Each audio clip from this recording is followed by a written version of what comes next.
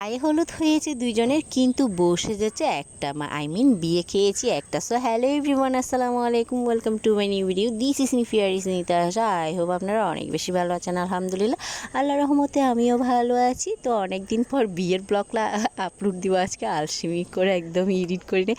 যাই হোক, অনেক দিন পর গাজী কনভেনশন হলে বিয়ে খেতে আসছি। আমার ভাগ্নির বিয়ে ছিল, ওই যে গায়ে হলুদ খেয়েছি তার বিয়ে। তো যেহেতু বলেছিলাম দুজনেরই বিয়ে ছিল, তবে একজনের অনুষ্ঠানের জায়গায় দুজনের হয়ে গিয়েছিল, কিন্তু আরেকজনের অনুষ্ঠান হওয়ার কথা ছিল না, তাই একসাথে গায়ে হলুদটা করা।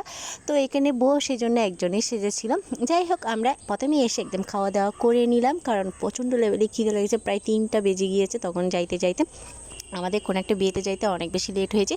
যাই হোক, খাওয়া দাওয়া করতে করতে এদিকে বর চলে আসে। আর দেখেন, বর আসার পর কি একটা অবস্থা, ওরে আল্লাহ গো, কীভাবে যে স্প্রে মারতেছিল বলার বাইরে। ওখান থেকে আমি পালালাম, পুরো আমার গায়েও পড়েছিল উন্নাতে। যাই হোক, কোনো মতে পালালাম। আর এই যে দেখেন, এরা কিন্তু নাচতে নাচতে বরকে বরণ করে নিচ্ছে, কিন্তু এদের নাচ কোনো মতেই শেষ হচ্ছে না। যাই হোক, ওদের নাচ তো চলতেই আছে। আমরা স্টেজ খালি পেয়ে সুন্দর করে স্টেজে চলে আসলাম একটু ভিডিও ছবি নেওয়ার জন্য। প্রথমে মেয়েকে তুলে দিলাম, তারপর হচ্ছে যে আমিও টুচ করে উঠে পড়লাম। আর এখানে ওঠার পর দেখেন সবাই আমার দিকে তাকাচ্ছিল। যাই হোক, এখানে আমি কী যেন বকবক করতেছিলাম, আমার ঠিক মনে নেই। আর কার সাথে কী যেন বলতেছিলাম, কি কথা নিয়ে যে আঙ্গুল দিয়ে দেখাচ্ছিলাম আর কি। যাই হোক, ছবি ভিডিও নিয়ে নিলাম। তারপরে এখানে আর একটা জায়গা ছিল বসার, সেখানেও একটু ভিডিও ছবি নিলাম। তো এইগুলো করতে করতে এখানে দেখতেছি এখনও বরকে ছাড়ে নাই। বর হচ্ছে ফুতার একটা টাকাও দেয় নাই। যাই হোক, ওদের থেকে কোনো মতে চড়ে এখানে ছেলেরা দেওয়া, সেখানেও একই অবস্থা।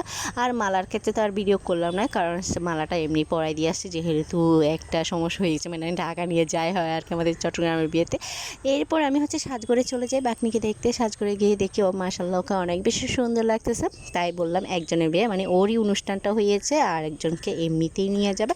যাই হোক, এরপরে একটু হচ্ছে যে আমরা সেলফির জন্য আসলাম, একটু সেলফি নিতে। তো সেলফি তো নিলাম, সাথে ভিডিও নিলাম, দুজনেই একটু একটু করে ভিডিও নিলাম। সাথে ছবি তো ছিল। আমার মেয়েকে একটু সুন্দর করে একটা ভিডিও নিতে চাইছিলাম, ও ভিডিওটা কোনো মতে ঠিক হয়নি, তবে পরে ভিডিওটা ঠিক হয়েছিল। ওটা আমি আমার আইডিতে আপলোড দিয়ে দিয়েছি অলরেডি। যাই হোক, সে এখানে ঘুরপাক করে খাচ্ছিল, ভিডিও করতে। সেও কিন্তু মডেল হিসেবেও অনেক বেশি সুন্দর করে ভিডিও করে। অনেকক্ষণ পর এখানে এই যে বর মশাই হচ্ছে বসতে পেরেছে। আর এই যে হচ্ছে বাগনি এসে বারবার বলছে, আন্টি চলো ছবি তুলি। তাই ওর সাথে হচ্ছে মূলত সবগুলো ছবি তোলা। যাই হোক, এরপর আমরা এখানে কিছুক্ষণ বসে এরপর নিচে চলে আসি, কারণ আমাদের বিয়ে ছিল 2য় তলায়, কিন্তু নিচতলায় হচ্ছে আমাদের বাড়ির বিয়ে হচ্ছিল, তাই একটু দেখতে আসছি।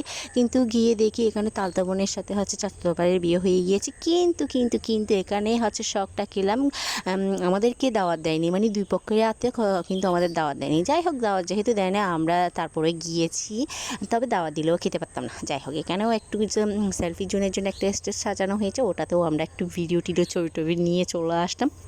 আর এদিকে আমার মডেল দেখেন কি সুন্দর করে কাপড়কে ধরে সুন্দর করে গুল দিয়ে বের হয়ে পড়লো। তার সাথে আমিও রিলসের জন্য একটা ভিডিও নিলাম, যেটা আমি আইডিতে আপলোড দিয়েছি। আর সেই সময়টাই চলে আসলো একটা মেয়ের জীবনের বিয়ের সময় যে মুহূর্তটা অনেক কান্নাকাটি করতেছিল বাকনি। আমার কিন্তু অনেক বেশি হাসি পাচ্ছিল, কারণ হচ্ছে বড়ও কান্নাকাটি করতেছে, সেটার জন্যই মূলত আমার হাসিটা পাচ্ছিল।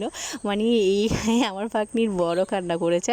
যাই হোক, আজকের ভিডিওটা এখানেই শেষ করব। সব ভালো থাকবেন, সুস্থ থাকবেন। আর হ্যাঁ, ভিডিও ভালো লাগলে অবশ্যই লাইক কমেন্ট শেয়ার করে দিবেন। আল্লাহ হাফেজ।